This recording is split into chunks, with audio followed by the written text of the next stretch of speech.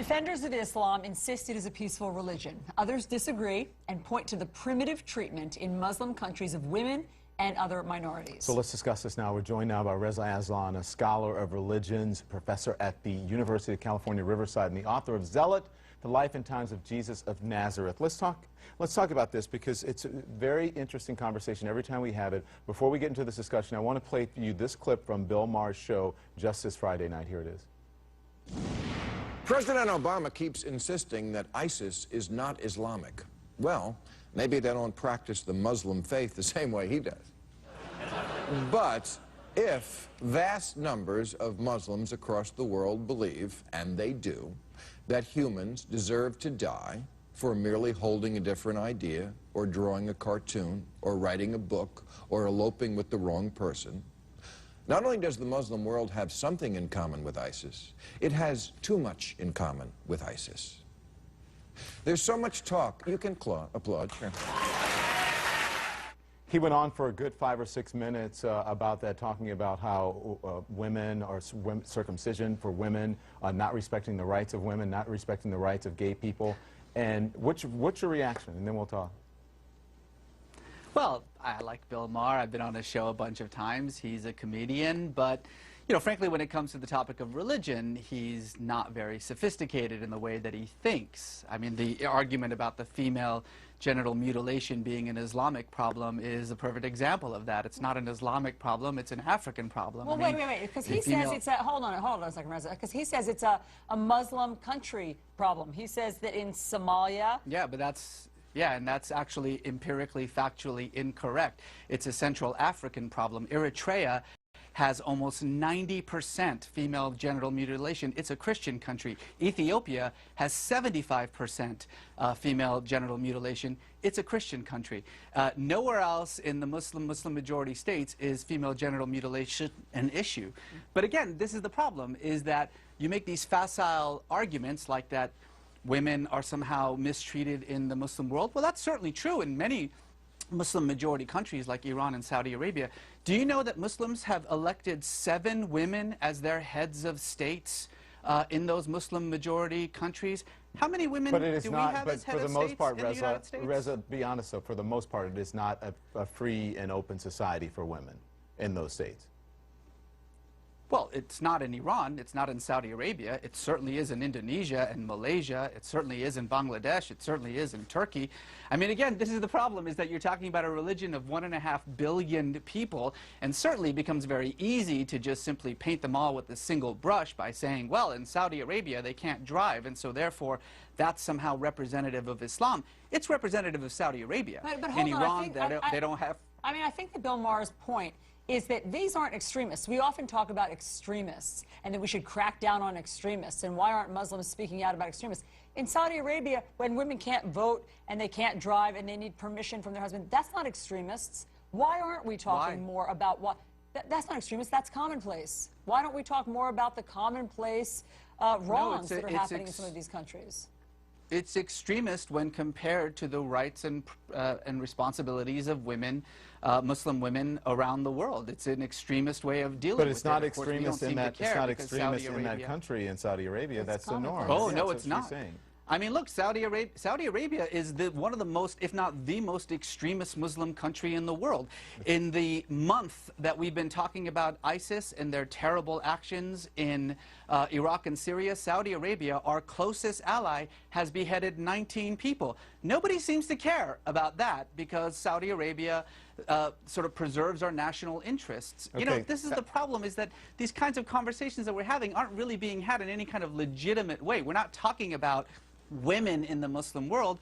We're using 2 or 3 examples to justify a generalization. That's actually the definition of bigotry. All right, fair enough. Let's listen to Benjamin Netanyahu at the United Nations today. So when it comes to their ultimate goals, Hamas is ISIS and ISIS is Hamas. And what they share in common, all militant Islamists share in common. So Reza, the question at the bottom of the screen that everyone is looking at. Does Islam promote violence? Islam doesn't promote violence or peace. Islam is just a religion, and like every religion in the world, it depends on what you bring to it. If you're a violent person, your Islam, your Judaism, your Christianity, your Hinduism is going to be violent. There are marauding Buddhist monks in Myanmar slaughtering women and children. Does Buddhism promote violence? Of course not. People are violent or peaceful, and that depends on their politics, their social world, the way that they see their communities, the way they see themselves. So, Reza, you don't think that there's anything more, there's the justice system in Muslim countries, you don't think is somehow more primitive or subjugates women more than in other countries? Did you hear what you just said? You said in Muslim countries. I just told you that Indonesia, women are absolutely 100% equal to men. In Turkey, they have had more female representatives, more female heads of state in Turkey than we have in the United States. But in Pakistan, stop saying things like Muslim countries. Women are still being stoned and that's to a death. problem for Pakistan. So You're in right. other words, so let's okay, criticize I Pakistan. just want to be clear on what your point is, because I thought you and Bill Maher were saying the same thing. Your point is that Muslim countries are not to blame. There is nothing particular, there's no common thread in Muslim countries. You can't paint with a broad brush that somehow their justice system or Sharia law or what they're doing in terms of stoning and female mutilation is different than in other countries like Western countries. Stoning and mutilation and those barbaric practices should be condemned and criticized by everyone. The actions of individuals and societies and countries like Iran, like Pakistan, like Saudi Arabia must be condemned because they don't belong in the 21st century. But to say Muslim countries as though Pakistan and Turkey are the same, as though Indonesia and Saudi Arabia are the same, as though somehow what is happening in the most extreme forms of these repressive countries, these autocratic countries, is representative of what's happening in every other Muslim country, is frankly, and I use this word seriously, stupid. So let's stop doing that. Okay, Reza, let's listen. I want you to listen to Benjamin Netanyahu again. This is actually the one I wanted you to hear. Yeah, the ISIS. Our hopes and the world's hopes for peace are in danger because everywhere we look, militant Islam is on the march. It's not militants, it's not Islam, it's militant Islam. And typically, its first victims are other Muslims, but it spares no one. He's making a clear distinction there. He says it's not militants, it's not Islam, it's militant Islam. Do you understand his distinction there? Is he correct? Well, he's correct in talking about militant Islam being a problem.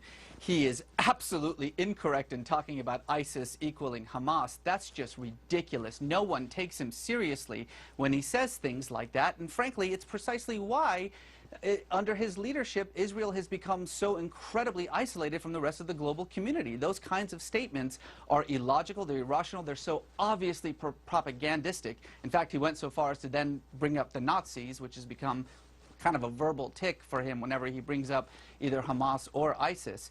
Again, these kinds of oversimplifications, I think, only cause more danger. There is a very real problem. ISIS is a problem. Al-Qaeda is a problem. These militant Islamic groups like Hamas, like Hezbollah, like the Taliban have to be dealt with. But it doesn't actually help us to deal with them when instead of talking about rational conflicts, rational criticisms of a particular religion, we instead so easily slip into bigotry by simply painting everyone with a single brush, as we have been doing in this conversation, mind you. Well, we're just asking the questions, Reza, and you're answering. I think you answered very fairly, and we appreciate it. Thank you, Reza Aslan. We appreciate your perspective Yep. and helping My pleasure. everyone understand your perspective. 126 Muslim